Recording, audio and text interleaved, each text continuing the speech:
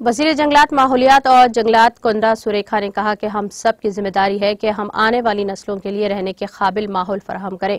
और उन्होंने अपील की है कि रोजमर्रा की जिंदगी में प्लास्टिक के इस्तेमाल को जितना मुमकिन हो कम किया जाए, जितना हो सके हरियाली को फरोग देने को अहमियत दे। वजीर ने कहा कि एक बार इस्तेमाल होने वाला प्लास्टिक बहुत से नुकसानात का बायस बन सकता है और बगैर आगाही के प्लास्टिक के कचरे का ज्यादा इस्तेमाल हमारे माहौल, हवा और पानी को आलूदा कर रहा है। हुकूमत की कोशिशों के साथ साथ तमाम लोगों से मुतालबा किया गया है कि वो प्लास्टिक के इस्तेमाल में कमी को यकीनी बनाएं।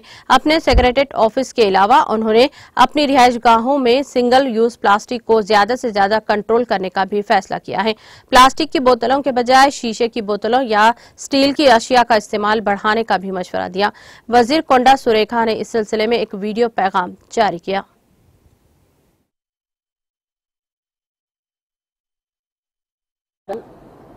పొల్యూషన్ కాకుండా ఉండాలి, ఎన్విరాన్మెంట్ బాగా ఉండాలి.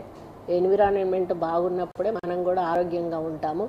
కాబట్టి ఒక ఎన్విరాన్మెంట్ మినిస్టర్గా నేను ఒకటే మీకు సందేశం ఇవ్వాలనుకుంటా ఉన్నాను. ఇటువంటి ప్లాస్టిక్ బాటిల్స్ దయచేసి యూజ్ చేయకండి. దీనివల్ల పర్యావరణంలో పరిరక్షణకు ప్రాబ్లం అవుతుంది.